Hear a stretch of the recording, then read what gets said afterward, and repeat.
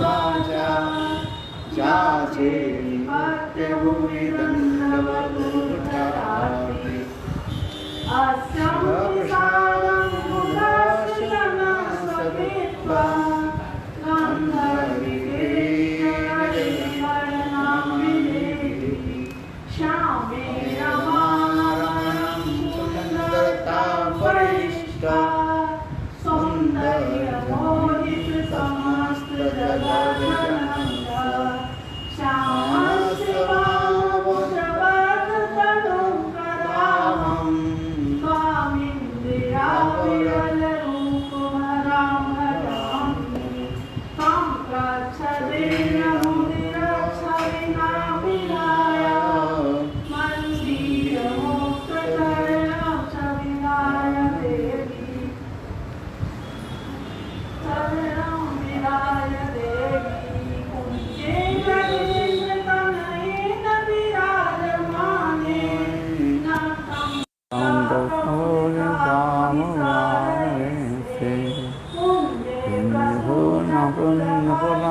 कल्पितल्पे संफै servo जीव जीवजनोजुषासु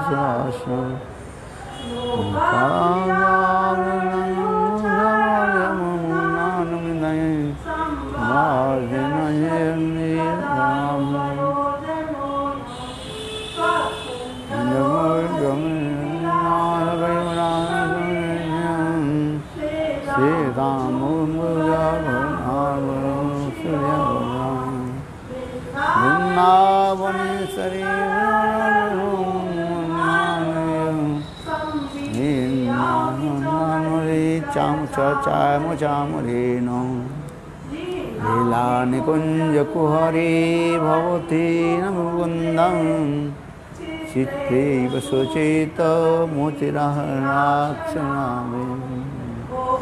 ओम भुवना भुवं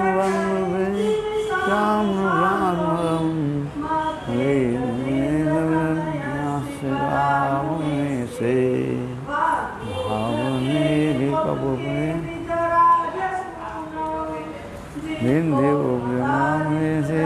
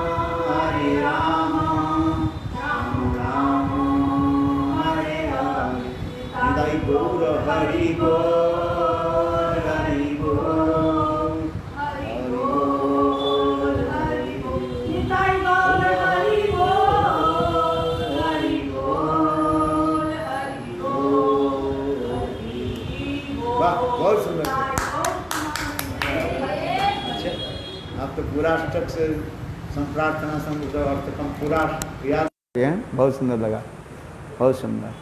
उसके एक श्लोक के अर्थ बता सकते हो? लीला निकुंज कुहरी बहुत। हाँ, आप उनको दो बोलो बोलो। हाँ, क्या बोल रहे बोला, उसका अर्थ बता। लीला निकुंज कुहरी भवती ना।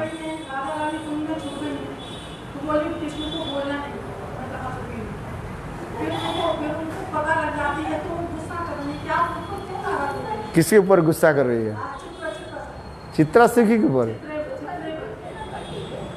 नहीं नहीं, ये जो सखी जो राधा जी के जो मंजरी है उसके ऊपर गुस्सा कर रही है, बोले तुमने क्यों कहा दिए, तो ये मैं यहाँ पर छुपी हुई हूँ।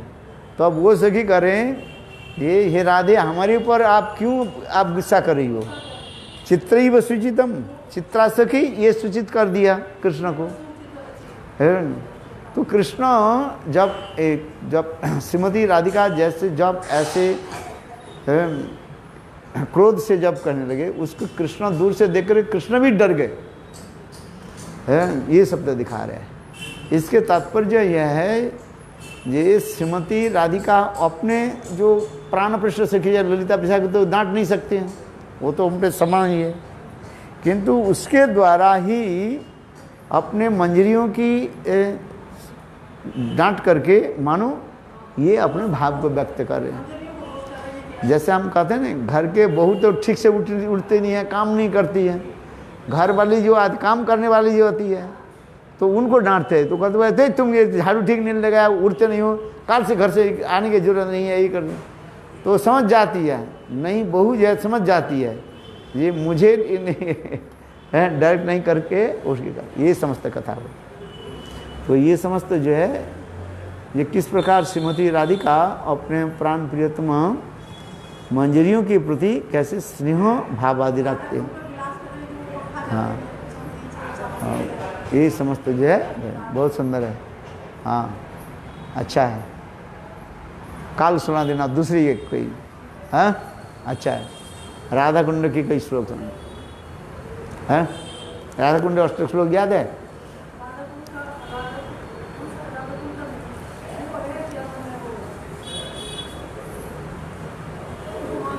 वृंदा विवरण श्रोमी तत्श्रीमान श्री गोवर्धन ये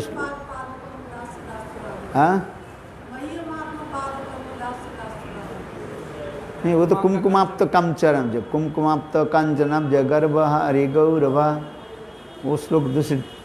ओके हाँ काल सुना देना ठीक है।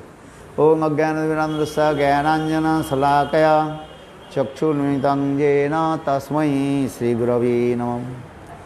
वंशाकल्पतरुश्च कृपा सिन्धुभैव च पतितानां पावनेभ्यो वैष्णवेभ्यो नमो नमः। श्री कृष्ण चैतन्य प्रभु नित्यानंद श्री अद्वैत गदाधर श्रीवासदि श्री गौरभक्तवृंद। हरे कृष्ण कृष्ण कृष्ण हरे हरे, हरे राम राम राम हरे हरे। सर्वप्रथम मेरे गुरुपाद पद्म नित्य लीला प्रविष्टं विष्णुपाद अष्टोत्तर सदस्य श्रीमद् भक्ति वेदांत शिलवामन गोस्वामी महाराज एवं नित्य लीला प्रविष्टं विष्णुपाद अष्टोत्तर सतमान भक्ति वेदांत शिलनारायण गोस्वामी महाराज की अभय चरण कमल में अनंत कोटि साष्टांग दंडवत ज्ञापन करता हूँ। तत्पश्चात नित्य लीला प्रविष्टं विष्णुपाद अष्टोत्तर सतमान भक्ति वेदांत स्वामी महाराज प्रभुजी चरण शिवा माधव महाराज नृसिंह महाराज एवं उपस्थित समस्त वैष्णववृंद सभी के चरण कमलों में मेरा यथायथ सादर अभिनंदन। हम चैतन्य चरितामृत ग्रंथ से 18 अध्याय से मध्य लीला 18 अध्याय, कितने अध्याय बताया? 18 17 18 अध्याय से हम लोग कुछ कथा श्रवण कर रहे थे। ये जिससे चैतन्य महाप्रभु कैसे वृंदावन धाम को परिक्रमा किया और कैसे मानसी गंगा में स्नान के उपरांत गिरिराज गोवर्धन के उन्होंने परिक्रमा किया और गिरिराज गोवर्धन के दर्शन करते ही कैसे स्तव स्तुति आदि करने लगे, जिस कथा को हम लोग श्रवण कर रहे हैं। हंता उद्री अबला हरिदास वर्ज्य जद राम कृष्ण चरण स्पर्श प्रमोदो मानम तनोति सह गोप गोगुगण पानीय सूजवस कंद्र कंद मामूल। ये गिरिराज गोवर्धन सर्वश्रेष्ठ हरिदास कहा गया। भगवान की तो उनके दास है, दास माने सेवक, सेवा जो करते हैं। किंतु सर्वश्रेष्ठ जो है सर्वोत्तम दास किसको नाम में आता है? गिरिराज गोवर्धन। इसी संदर्भ में गुरुदेव श्री नारायण गोस्वामी महाराज जी ने उन्होंने गुरुदास बनने के लिए कहते हैं कितना कठिन होता है। पहले तो वैष्णव दास बने, इसके बाद गुरुदास, और गुरुदास बनने के लिए अनेकों भजन साधन करना पड़ेगा। इसलिए कहते हैं अल्पभाग्य दास नहीं करण भगवान। जो अल्प सब भगवान व्यक्ति, भगवान उसके दास स्वीकार नहीं करते हैं। ब्रह्मा आदि बड़े बड़े देवता लोग कैसे कितने कठोर तपस्या आदि करते रहते हैं। दास भी अनेक प्रकार है। कोई दास की विचार जो दिखा है हमारे शास्त्र में जो है अनेक प्रकार के दास दिखाया गया है।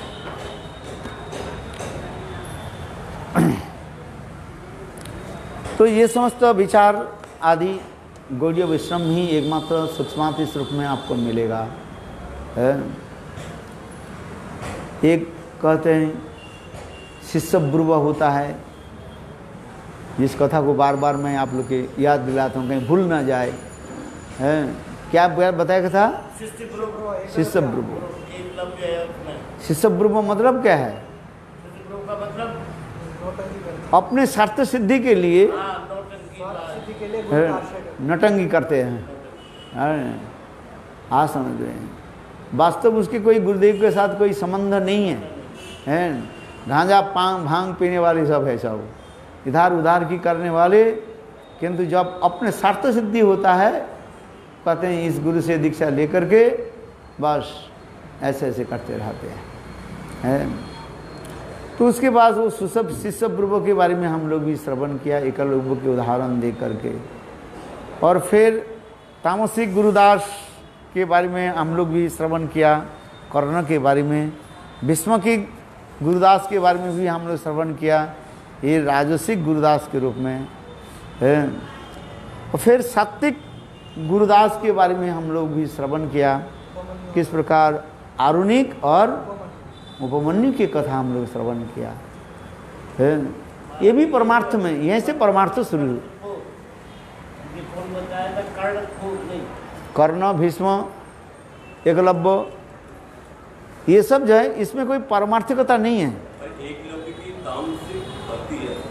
वो तामसिक है, उसके एक तामसिक भी नहीं करे। उसके कहता है ये है गुरु शिष्य ब्रुव कहा जाता है, ये छल कपटता है।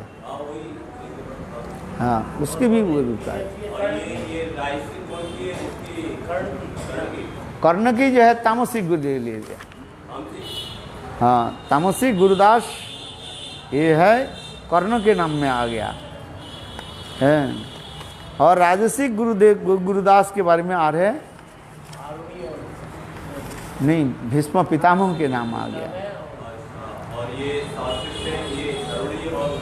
अभी सात्विक जो गुरुदास के बारे में जो हम आलोचना किया था उस दिन जो है कहा जो है आरुणिक और उपमन्यु की कथा। किंतु वो भी होने पर भी वो परमार्थ वहीं तो सीमित है, ब्रह्म ज्ञान तक है। वो भी ब्रह्म ज्ञान है, उनके गुरु वहीं तक भी ब्रह्म ज्ञान तक दे दिया। किंतु वास्तव जो निर्गुण जो गुरुदास के बारे में यहाँ पर अवकार हैं, कल मैं आपको सुनाया था, जिसके कहा जाए सुदामा विप्र की कथा जो है ये निर्गुण गुरुदास कहा जाता है। किस निर्गुण? संसार की किसी प्रकार माया के द्वारा वो लिप्त नहीं है, माया के द्वारा नहीं, निष्कपट रूप में गुरु सेवा आदि की है, इसको भी दिखा रहे हैं। सुदामा विप्र की कथा है। और एक तो ब्राह्मणी भी थे है। पहले यदि कहा जाए प्राचीन कालों में देखा जाए ये ब्राह्मणों की जो है एकमात्र दीक्षा मंत्र भी दिया जाता था है। आज तक भी अनेक संप्रदाय में जो है आपके पूछे आप कौन सा है, यदि ब्राह्मण नहीं हो तो आपके पास इधर उधर के मंत्र देकर के आपको वंचना कर देंगे है। कुछ कुछ संप्रदाय में ऐसे भी है। हम लोग के गौड़ी संप्रदाय में श्रीमद् भागवत के अनुसार कहते हैं जस जत लक्षण प्रोक्तन, जिसके जो लक्षण होगा उस लक्षण के द्वारा उसकी वर्ण और आश्रम आदि देकर के तब उनको दिया जाता है। किंतु कुछ कुछ ऐसे संप्रदाय भी है, पहले पूछेंगे भाई तुम्हारी गोत्र क्या है, कहाँ जन्म है, तुम्हारे माता पिता खानदान क्या है, सब पूरा पूछने के बाद फिर आपको दीक्षा देना है। जिसको तो उसको है, बहुत है। जिसके रामानुज संप्रदाय में जाओ, रामानुज संप्रदाय में जाए, उनके दीक्षा आदि लेने के लिए बहुत, विशेष करके दक्षिण देश में जो है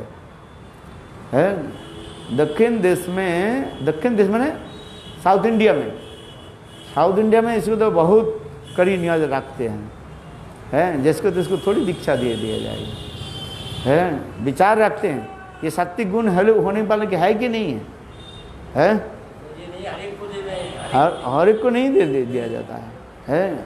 हम लोग शास्त्र के विचार के अनुसार कहते हैं, जिस प्रकार उदाहरण दिया जाता है, 2 प्रकार के सोना आपको प्राप्ति होता है।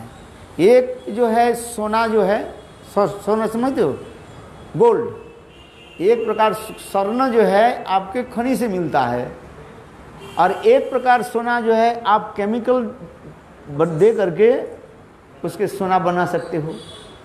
दोनों सोना के मूल्य एक ही होगा, ये नहीं है जो ये केमिकल देकर सोना बनाया और वो सोना से स्वाभाविक प्राकृतिक रूप से मिला, कि दोनों सोना के मूल्य एक ही होगा। समझ में आ रहा है? हाँ, कोई अंतर नहीं है। ठीक उसी प्रकार कहा जाता है, आप किसी कुल में जन्म ले, यदि आपकी ये ब्राह्मण यदि गुण हो तो आपके ब्राह्मण कहा जाएगा। और एक व्यक्ति ब्राह्मण कुल में जन्म लेकर के भी यदि वो ब्राह्मण धर्म पालन नहीं करते हैं तो उसका ब्राह्मण नहीं कहा जाता है। ये तो हमारे शास्त्रीय सिद्धांत है। किंतु वास्तविक देखा जाए, भाई देखो, हर व्यक्ति इतने सहज से अपने पूर्वज क्या बोले अपने अभिमान को त्याग नहीं दे पाते हैं। कहें कि कथा, शास्त्र की कथा जो है नीम के भांति अथवा करेला के भांति बहुत कड़वी है, किंतु सुनना पड़ता है। आज समझ में नहीं। जो जहाँ पर आए हैं वो अपने स्वभाव को अति सहज में छोड़ नहीं पाएंगे, छोड़ पाएंगे यदि वो सत्संग में आ जाए। तो इसलिए तो कहते हैं, इसलिए तो स्मार्ट तो ब्राह्मण लोग उसको मानना नहीं चाहते हैं। बोले कैसे छोड़ दिया? वो छोड़ना तो सहज नहीं है। आप देखो हमारे भक्ति सिद्धांत श्रील सरस्वती प्रभुपाद चैतन्य शिक्षामृत ग्रंथ में इसको भी वर्णन करते जा रहे हैं। जिस स्कूल में जो आए हैं उनके स्वभाव अपने आप रहेगा वो, क्योंकि एक शरीरगत समाजगत स्वभाव उसमें रहता है, वो रहता ही वो।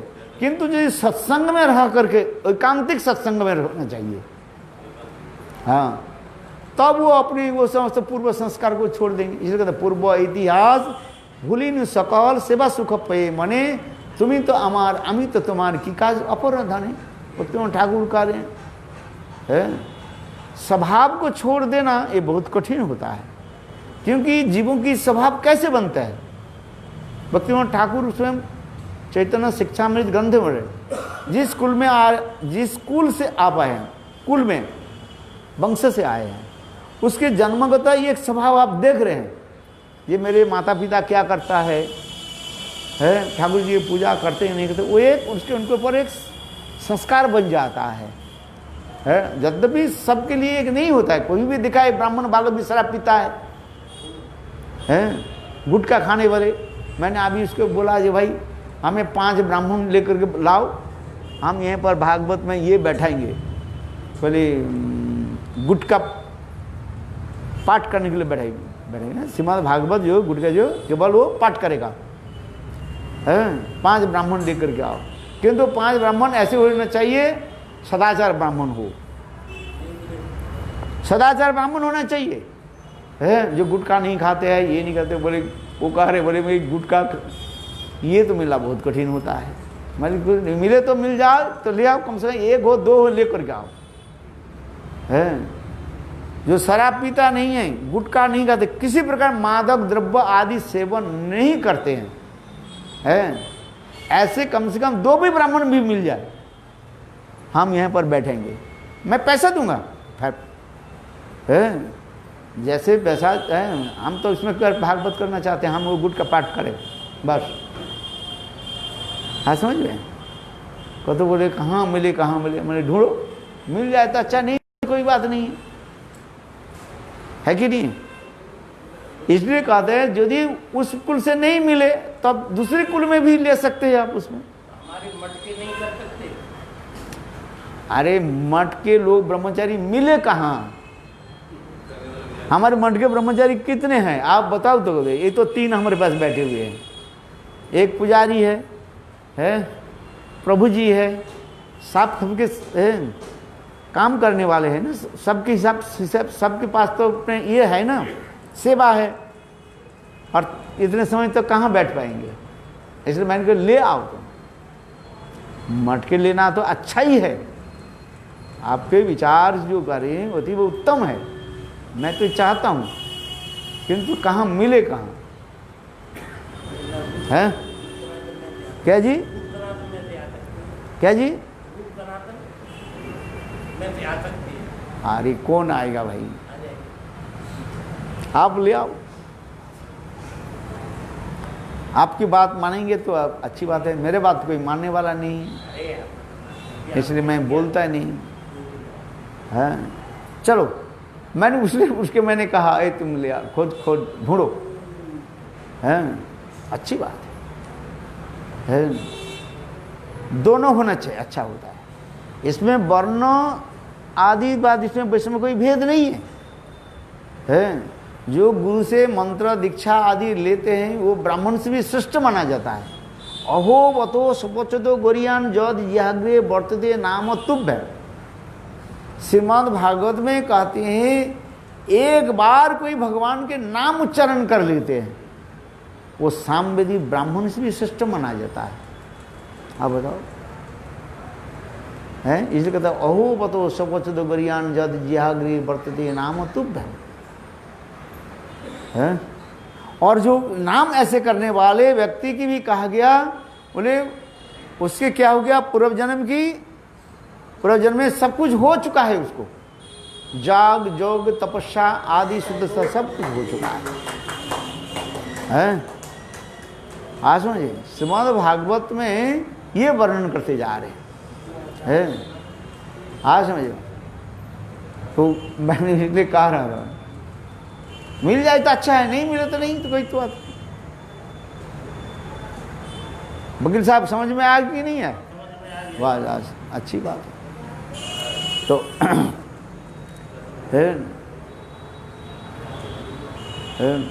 वैदिक ब्राह्मणानां सस्रवो सस्जाति विशिष्यते, इस श्लोक में भी दिखा रहे हैं। वैकांतिक कृष्ण भक्त जो है अति वह दुर्लभ का गया, कोटिश्रपी महामुनि, कहानी की नहीं। भागवत के सारे उपनिषद कितने श्लोक है भाई, श्लोक के देख करके तो आपको आप नहीं होगा, नहीं है। देखो हमारे एक कथा सुनाता हूँ, समय तो हो गया मेरा। प्रभुपाद के समय था, है, वो एक प्रभुपाद के एक शिष्य जो है वो ब्राह्मण कुल में था। वो प्रसाद नहीं पाता था, केवल फल खाता था, है, कुछ नहीं बोलता था। प्रभुपाद से तो दीक्षा दी लिया, है, कोई फल खाता था, फलाहारी। तो एक दिन उसने पूछा भाई तुम फल क्यों खाते हो, है, ये पर तो प्रसाद बंदे, प्रसाद क्यों लेते हो ठाकुर जी के फल। पहले तो अपने टलने लगे, नहीं मैं फलाहारी हूँ, ये हूँ। फिर बाद में थोड़ा अपने कहा भाई देखो यहाँ पर तो ब्राह्मण कहाँ है, ये तो जहाँ तहाँ से आया, और उनके गले में एक धागा लगा दिया और कहते हैं ये ब्राह्मण है, ये वैष्णव है, ब्राह्मण ब्रह्म। किंतु प्रभुपाद ने उसके अच्छी तरफ से समझाया है, यही श्लोकों के द्वारा। कौन से श्लोक? अहोबतो सुपचदो गरियान जद याग्रे वर्तते नाम तुभ्यम। है ये एक बार भी प्रभु के नाम ले लेते हैं। अरे अजामिल अपने बेटा के नाम ला दिया राम नारायण, और उससे उसके तो सारे पाप नष्ट हो गया है। आज समझ एक बार जो नाम लेते तो यहाँ पर मठ में जो गुरु से दीक्षा मंत्र आदि लिया है वो तो कहाँ से जाए। किंतु देखो एक दूसरी बात वो उसमें होता है, स्वभाव इतने सहज में नहीं छोड़ेगा नहीं।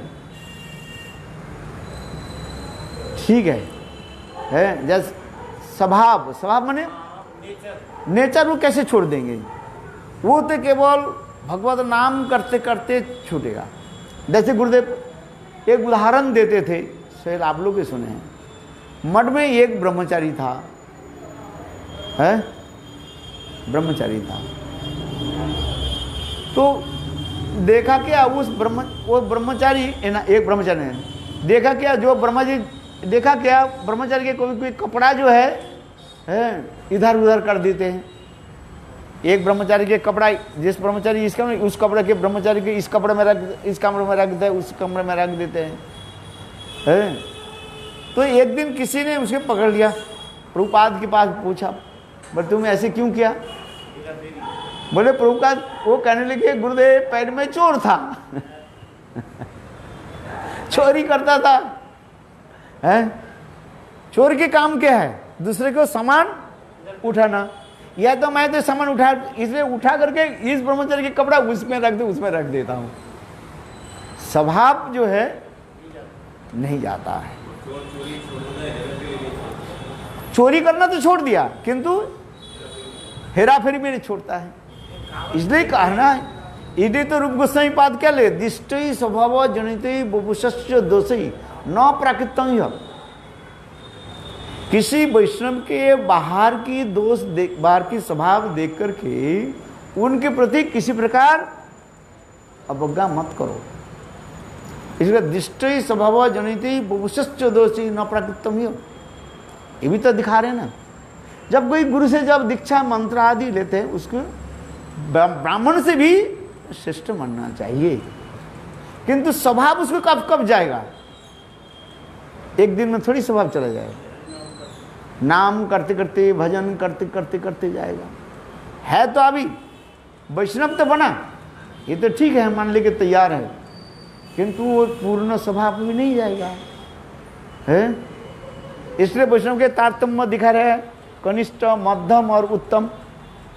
है इसलिए हम जो गुरुदास के बारे में इसलिए जितने भी सुनते जा रहे हैं, इसलिए प्रभुपाद जो गुरुदेव जो कह रहे हैं, ये गुरुदास के बारे में जो है तामसी गुरुदास, राजसी गुरुदास, सात्विक गुरुदास, फिर निर्गुण गुरुदास। निर्गुण गुरुदास कौन आ रहे हैं? सुदाम विप्र के नाम आ रहे हैं। इसलिए गुरुदेव ने निर्गुण गुरुदास अर्थात त्रिगुणों से अतीत गुरुदास निर्गुण गुरुदास है।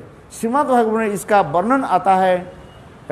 इसके नाम है सुदाम विप्र की कथा आ रहा है, जो गुरुदेव करें, हम नहीं करें कुछ। श्रीमद् भागवत में इसका वर्णन आता है। एक बार गुरु आश्रम में सुदामा वो श्री कृष्ण गुरुदेव की आदेश के पालन करने के लिए वन में लकड़ी की बीनने गए, और बिना ऋतु के ही बड़ा भयंकर आंधी पानी आ गए और चारों ओर पानी पानी लपालप भर गया। तब सूर्यास्त हो गया था और घना अंधकार फैला गया, इसलिए वे वापस नहीं लौट सके। प्रातः काल में सांदीपनि मुनि वह खोजते हुए वन में आए और उन्होंने देखा कि दोनों सिर पर लकड़ी के जो है बोझ के लेकर खड़े, गट्टा को लेकर के खड़े हुए हैं। उनको देख करके दोनों सिर पर सांदीपनि मुनि बोले, अरे बोझ तो नीचे उतर कर क्यों रख नहीं देते? तो उस समय ने उत्तर क्या दिया, गुरुजी लकड़ी भीग जाएगी तो फिर रस्सी कैसे बनेगी? हम होते तो लकड़ी को रख करके उसके ऊपर ही हम सो जाते थे पानी भीग जाए। किंतु देखो कृष्ण सुदाम विप्र यहाँ पर जो लिख रहे हैं, उन्होंने क्या किया है, गुरु की भगवत सेवा की वस्तु के प्रति कितने आदर। इसलिए शास्त्र में कहा जाता है भगवान अपेक्षा भगवत सेवा वस्तु के प्रति अधिक क्या देना चाहिए है, आदर ध्यान देना चाहिए है। ये भी विचार दिखा रहे हैं, यहाँ पर भी गुरुदेव विचार दिखा रहे हैं। बोले कि जब सांदीपनी ने कहा भाई तुमने ये पेड़ के नीचे तो छाया में खड़े हो है, तो लकड़ी को सिर पर क्यों रखे हैं, नीचे रख देते। तो कहने लगे नीचे रख दिए तो पानी तो भीग गया, नीचे जमीन भीग गया, और लकड़ी रख दे, लकड़ी भी क्या हो गया, भीग जाएगा है। तो इससे रस्सी बनाने कैसे बनाएंगे। इसलिए हम लोग सारे रात क्या किए, देखो ये हम जो कह रहे हैं हम लोग सिर पर रखे हैं। इसके संदर्भ में गुरुदेव कहते हैं ये गुरु अपेक्षा व भगवान अपेक्षा भगवान के सेवा की वस्तु के ऊपर हम अधिक महत्व देना चाहिए। है समझ में नहीं, क्योंकि ये गुरु के सेवा की वस्तु है, गुरु के सेवा के वस्तु है ये है। इसलिए गुरु के सेवा की वस्तु को ध्यान देना चाहिए है। ये इसलिए कहते हैं ये मंदिर किसका है, गुरुदेव का है, भगवान का है। इसलिए यहाँ पर सब कुछ हमें भगवान अपेक्षा भगवान की सेवा की वस्तु के ध्यान देना हमें पड़ता है। हाँ समझे। इसलिए गुरुजी तब गुरुजी बोले सिर पर रखने के ऐसे उन्होंने यदि नीचे रख देते तो पानी से लपालप भीग कर नष्ट हो जाते, इसलिए रात्रि भर सिर पर लकड़ी को लेकर खड़े हैं। इस कथा को सुनकर प्रसन्न होकर गुरुजी ने दोनों के कर क्या कर दिया, हाथ रख दिया, जाओ तुम्हारे हृदय में समस्त प्रकार के जो है दंडवत प्रणाम हमारा है, 64 प्रकार के कलाओं को जो है ज्ञान हो जाए। देखो बात को जिस करते हैं गुरु कृपा हम कैसे प्राप्त करते हैं। 4 प्रकार के गुरु कृपा होते हैं, 4 प्रकार 3 प्रकार। एक है हार्दिक, वाचिक और आलोकदान। क्या क्या बताया, हार्दिक माने हृदय में अपने प्रेरणा दे देते हैं। जब कोई गुरु के चरण में अपने को समर्पित हो जाता है हृदय में अपने आप आ जाता है, इसे कहता है हार्दिक कहा जाता है। भक्ति रसामृत और सिंधु में शिला रूप गोस्वामी इसको तो वर्णन कर रहे हैं। हम कहते हैं गुरु कृपा कैसे मिले, हर रोज बोलते रहे गुरुदेव कृपा करो कृपा करो कृपा करो। गुरु बोले कृपा क्या करेगा, सेवा कर है, सेवा करो। सेवा करते करते गुरुदेव जब प्रसन्न हो जाएंगे तो आपके हृदय में सारे तत्व अपने आप प्रकट हो जाएंगे। इसको कहा जाता है हार्दिक माने हृदय में है, हृदय में सारे तत्व अपने आप हो जाएगा। पढ़ने की जरूरत नहीं है, कुछ करने की जरूरत नहीं है।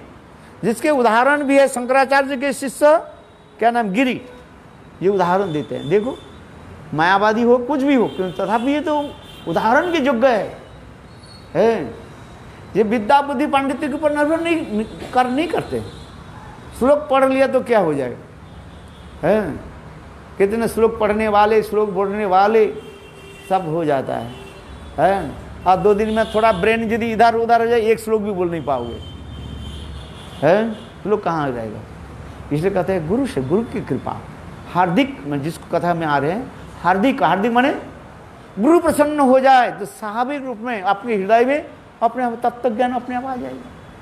हार्दिक वाचिक शब्द का अर्थ होता है या शब्द के द्वारा, जाओ तुम्हारे हृदय में कृष्ण भक्ति हो, my heart will blessing you. बस निष्कपट से गुरुदेव जब बोल देते हैं उनके हृदय में सारे तत्व अपने आप उत्पन्न हो जाता है। इसके उदाहरण बहुत है। विद्या बुद्धि के द्वारा कुछ नहीं होता है, सभी गुरु कृपा भगवत कृपा इसमें दिखा रहा है। और भगवत कृपा गुरु कृपा व भक्त कृपा एक दूसरे के जाए क्या बोलते हैं, इसको शब्द कहा जाता है परिपूरक, अनुगामिनी, एक दूसरे को अनुगमन करते हैं। ये पहले गुरु कृपा है कि भगवत कृपा है, पहले ये आप निर्णय नहीं ले सकते हैं। कृष्ण यदि कृपा करें कोनो भाग्यवाने गुरु अंतर्जामी रूपे सिखाए अपने, ये भी चैतन्य चरितामृत में लिखा है? कृष्ण कृपा पहले है कि गुरु कृपा है? क्योंकि यहाँ पर अभिन्न तत्व दिखा रहे हैं, गुरु और कृष्ण में कोई भेद नहीं है। स्वयं भगवान अर्जुन के कहा, क्या कहा, हे अर्जुन मुझसे तुम गुरु के पृथक मत मानो। वो क्या बोलते हैं ये श्लोक, आचार्य मांग विजनयात नावन्य कहिचित न मर्त बुद्धा श्वेत सर्वदेवमय गुरु। आचार्य मांग विजनयात, आचार्य के जानो, अजमान विजना सर्वदेवमय गुरु। देखो जिस मेरे जितने भी गुण है वो समस्त गुण ही गुरुदेव में है, उसके हिसाब से। यद्यपि इसमें सूक्ष्म विचार में कहा गया चलो कुछ गुण है कि नहीं है, वो हमें अभी साधारण विचार में सुनो। इसे आचार्य मांग विजन्यात नाम अवन्य परिचित, आचार्य देव गुरुदेव के जो है कभी अपमानना मत करो, उनकी कभी अवहेला मत करो। आचार्य मांग विजन्यात नावन्य परिचित न मर्तबुद्धि श्वेत, उनके प्रति किसी प्रकार मर्तबुद्धि मत करो। उद्धव भी ऐसे भी कहा, कृष्ण जब चले गए और उद्धव विदुर संवाद में उद्धव रोते रोते कहने लगे, हे विदुर जी, जब कृष्ण साथ में थे हमारे साथ, मैं सोचता था ये मेरा मित्र है, किंतु वास्तव स्वयं भगवान कैसे है। जिस प्रकार उदाहरण दे रहे हैं भागवत में आ रहे हैं, जैसे चंद्रमा, ऊपर में आकाश में चंद्रमा है और चंद्रमा के प्रतिच्छवि कहाँ पर पड़ते हैं, नदी में, जल में पड़ता है। और उस चंद्रमा को देख करके नदी, समुद्र के नदी में रहने वाले मछलियां क्या समझती है, ये हमारे भांति कोई एक मछली होगा शायद। क्यों ना, जो जल की जो तरंग आदि होने से चंद्रमा के जो ऐसे ऐसे होते ना तरंगायित होते जा रहे हैं, और उसमें मछलियां सोचने लगे ये हमारी भांति एक ही है, इसलिए उनके साथ वो भी खेल कूद करते रहते हैं। ये भी उदाहरण भागवत में है, ये है कि नहीं है? भागवत में स्पष्ट उदाहरण दे रहे हैं। सबसे बड़ी मछली है भाई, ये सब भी दिखाए जाते हैं, हंसी मजाक आदि कर लेते हैं, किंतु यथार्थ यदि विश्रम्भे न गुरु सेवा नहीं हुआ, वह विश्रम्भ तो भाव नहीं हुआ, कभी हंसी मजाक करते करते करते अपराध बन जाता है।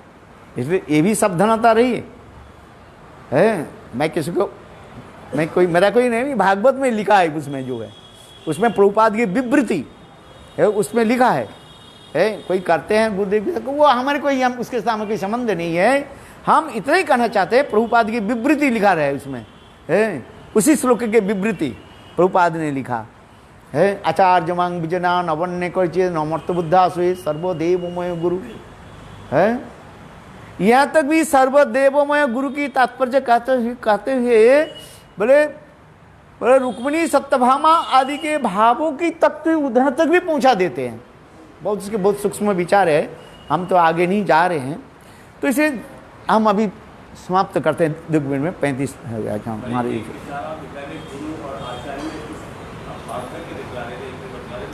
देखो, एक हमारे विचार नहीं है, एक गुरुदेव की लेक्चर आप सुन लेना। गुरुदेव के जो लेक्चर जो है, ये जो है 93, 94 इस समय जो है, जिस समय की कथा है, एक बार की इसके इतिहास में बता देता हूँ। जिस समय वो नवद्वीप वाले, इधर के वाले दीक्षा गुरु, शिक्षा गुरु लेकर के उसमें एक विशाल एक आंधी तूफान चलने लगे। शायद आप उस समय आए कि नहीं आया है, महाराज जी जानते हैं। तो उसी शब्द के लेकर के दीक्षा गुरु, शिक्षा गुरु, आचार्य गुरु आदि लेकर के बहुत उस समय हुआ था। और उस समय गुरुदेव ने ये शब्द की एक लेक्चर में गुरुदेव दिया था। वो है आचार्य और गुरु में तात्पर्य क्या वैशिष्ट क्या है, भेद नहीं है। गुरु और आचार्य में एक विशेष वैशिष्ट है। कहीं कहीं गुरु के श्रेष्ठत्व दिखाया गया, सर्वोत्तमत्व दिखाया गया, कहीं आचार्य को दिखाया गया। मैं उसमें पछड़ने जाना नहीं चाहता हूँ। जो जैसे समझने वाले उसके समझे, क्यों मैं बोलूँ तो आप दूसरी को समझेंगे, मेरे ऊपर अपराध हो जाएगा।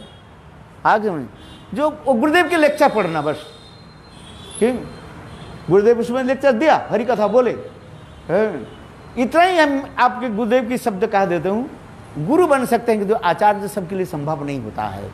बस इतना ही शब्द है। बस किस संदर्भ में गुरुदेव बोले वो गुरुदेव जाने, और जो सुन रहे हैं वो अपने विचार में सुने। है कि समझ में नहीं? हम उतने ही आगे नहीं बढ़ते हुए क्योंकि कहीं अपराध ना हो जाए, इसलिए गुरुदेव ने एक शब्द कहा, गुरु बन सकते हैं किंतु आचार्य जो शब्द जहाँ पर होता है, आचार्य की विशेष एक वैशिष्ट रहता है। तो इसके समझने वाले जो जितना जैसे अधिकार है वो समझ लेते हैं अधिकार के अनुसार। क्यों शास्त्र में कहीं किधर लिखा है आचार्य जवान, क्या बोले, आचार्य जवान पुरुष वेद, क्या लिखा है? आचार्य जवान पुरुष वेद। वहीं पर गुरु शब्द नहीं आ रहे हैं। ये भी कितने उच्च स्तर के है, वेद वाक्य है, इसके भी बहुत गंभीर शब्द है। और आचार्य मांग विजयनाथ कई शब्द आते होता है। और फिर क्या साक्षाधित ने समस्त शास्त्री रुक्त सदाभाव बतैव सद्भी किंतु प्रभु जो प्रिय वत्स्य वंदे गुरु श्री चरणारविंद। गुरुदेव के लेक्चर पढ़ना, बस आप अपने अधिकार के अनुसार उसको आप समझे, जो जैसे समझे है आ समझ में नहीं। किंतु तथापि जो यदि एक शब्द में कहा गया, गुरुदेव ने जो शब्द कहा, मेरे गुरु और आचार्य की एक विशेष वैशिष्ट दिखा गया, उन्होंने कहीं भेद नहीं दिखा गया है। अब हमारी समझ हो गया।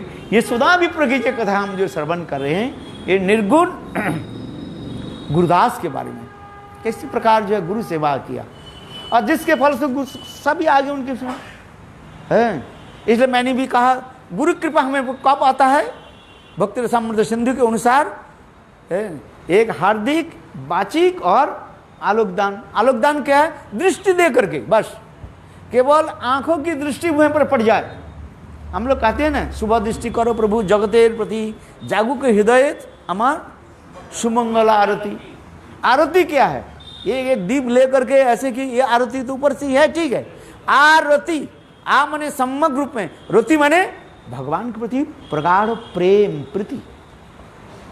शब्द की तात्पर्य जो होता है, ठीक है, हमारे हृदय में आते, हम लोग हर रुद्र कीर्तन करते हैं, मंगल श्री गुरु गौर मंगल मूर्ति, मंगल श्री राधा कृष्ण जुगल प्रीति, मंगल निशांत लीला, मंगल उदय, मंगल आरती जागे भक्त हृदय। मंगल आरती जागे, ये भी बहुत सूक्ष्म विचार है। राधा कृष्ण के दोनों के जो मिलान की जो ऐसे जो है रति जो है, वो रति भाव हमारी हृदय में कैसे प्रकटित हो, ये सब बहुत सूक्ष्म विचार। पहले गुरुदेव तो इसके लिए ही बोलते थे, कीर्तन आदि करते थे, एक एक कीर्तन की जो है व्याख्या भी करते थे। ये मंगल क्या बोले, मंगल आरती के कीर्तन की जो है गुरुदेव करते थे। मंगल आरती के बाद विभावरी सेव शेष महाराज जी जानते हैं, ये सब सभी लोगों के गुरुदेव एक एक करके व्याख्या भी करते थे। आप समझ गए ना? ये जो इसलिए कहते हैं, उसी प्रकार हमारे गुरु कृपा हम कैसे प्राप्ति करें, चिंतन करते रहें। ये गुरुदेव की कृपा हो जाए तो हो गई बस। जस्य प्रसादात भगवत प्रसादो, यश प्रसाद नगद गुतोपि धैंस वंश जस स्त्री संदम, वंदे गुरु श्री चरणारविंदम। वंशा गुरु कृपा सिंधु वैवच पतितानां पावने भो वैष्णवी।